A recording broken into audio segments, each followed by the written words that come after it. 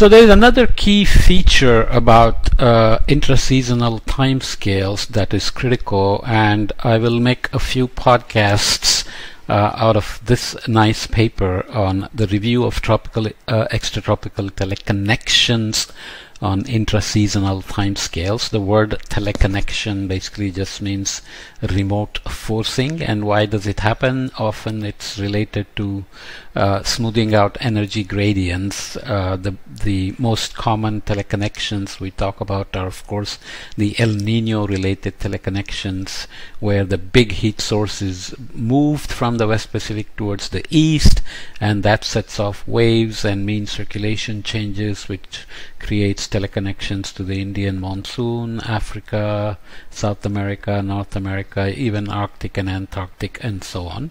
But the key difference is at intraseasonal timescales, the short timescales matter in terms of what processes can actually occur at intraseasonal timescales. The key points of this paper is the paper R that will look at teleconnections on intraseasonal timescales, Madden-Julian oscillation, North Atlantic oscillation, Pacific North American pattern, monsoon and tropical convection, which is very key ingredient for generating perturbations, but can also happen at high latitudes because of baroclinic and barotropic instabilities, and of course Rossby wave breaking and high impact weather.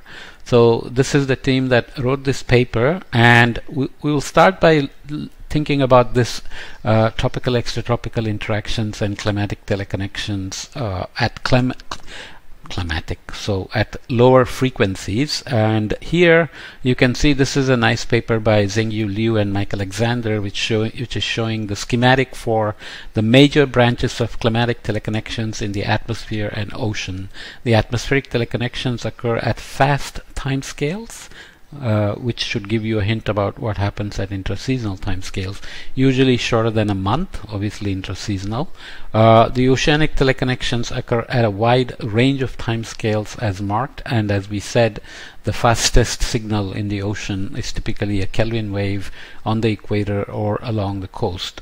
Even those are at seasonal and longer timescales, unless you are in the Indian and Atlantic Oceans, where in the deep tropics the Kelvin waves can bounce around at subseasonal timescales.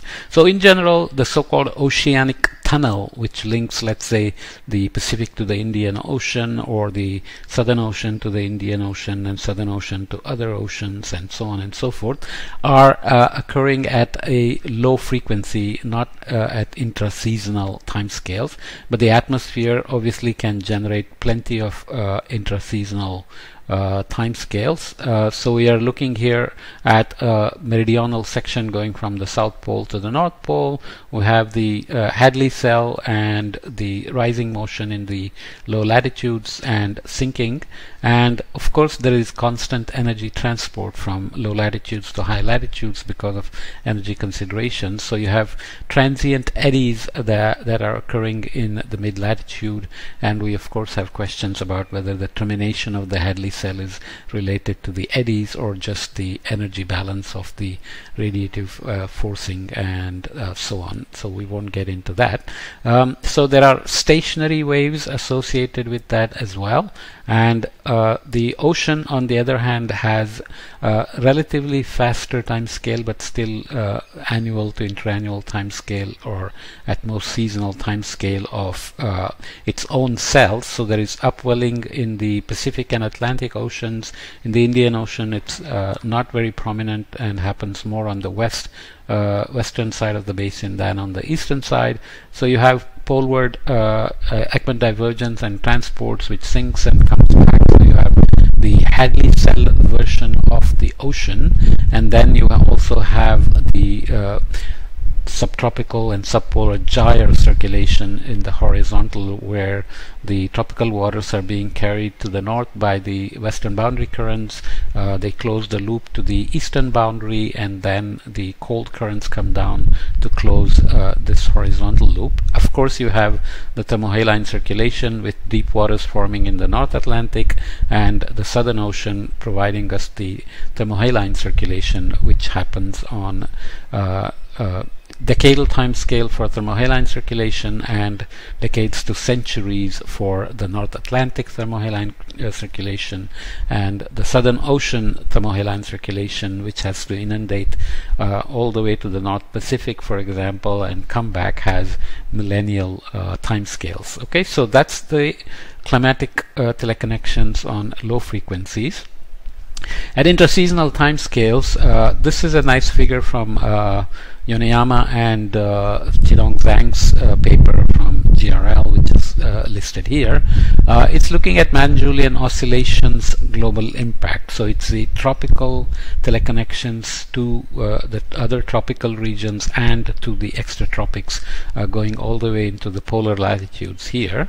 So we are talking about the various Atlantic circumpolar current and Antarctic current front, and the exchanges with the subtropics and so on happening here, and the various ocean features related within the tropics like El Nino, ITCZ, Madden-Julian oscillation, of course, is what we are talking about, Indonesian through flow, Indian Ocean dipole, the Thermocline Ridge or the Seychelles Chagos region, and so on. But the extratropical connections are shown here, affects the cyclogenesis both in the in all oceans, Indian, Pacific and Atlantic oceans, which obviously can transition to extratropical cyclones and affect high latitudes. There are links through the PNA pattern. So this low high low pattern is the Pacific North American pattern. MJO also affects NAO here. Monsoons, of course, West African monsoon, East Asian monsoon, which is an extratropical monsoon, heat waves, wildfires, cyclones, storms in the regions of high latitudes, Arctic oscillation, Antarctic oscillation, moisture supply and atmospheric river into this region of California especially, which actually gives some predictability, but nonetheless wildfires there, thunderstorms and other things over here. So this is the tropical energy propagating. In fact, the Rossby waves generated by the monsoon and the West Pacific convection travel all the way into the Arctic and can warm the Arctic as well. So there are also very well known ducts, so-called westerly duct or the tropical upper tropospheric trough, where the constant energy generation by baroclinic instabilities and barotropic instabilities in high latitudes can send signals into the tropics, both in the northeast Pacific and also in the northeast Atlantic. So we will look at some of that. So the tropical extratropical interactions are obviously both ways, and we are only going to focus on intra-seasonal timescales. This is an example from the paper that we are going to use.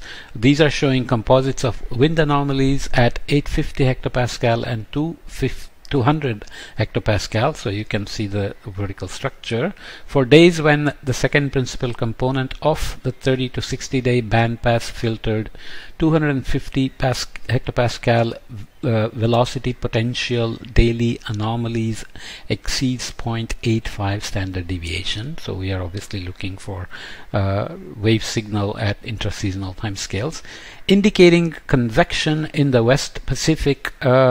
OLR composite anomalies here. It is decaying as there are convections beginning to get organized here at low level cyclonic indicators occurring in the east and in the Atlantic Ocean. So that energy of the convective perturbations obviously has extratropical connections, as we just said, and you can see the invasion of the mid-latitude waves here. Let's start here, 200 hectopascal. So you see the low high low low high high pattern coming in. This is a nice, always Rossby waves are involved, so you can see there is high low here going this way. So this is the Pacific North American pattern, for example, which is a lower frequency but has the intra-seasonal signature, of course. So because we are filtering here at 30 to 60 days, and it's a barotropic structure because you can see that the upper level has coherent signatures even at 850 hectopascals. We are looking at the MJO season, so this is November to April. So the main point is that the tropical extratropical interactions happen at intraseasonal timescale. Atmosphere has a major role to play because the fast timescales can only happen in the atmosphere. Oceanic tunnel or ocean signatures are moving at a much slower timescales, and we will see how these interactions are important for interseasonal variability. For example, certain phases of the Rossby waves can affect MJOs, and MJOs can of course send Rossby wave signals to high latitudes. Okay, so this is just orienting ourselves for this few podcasts we will look at in terms of tropical extratropical interactions. Okay.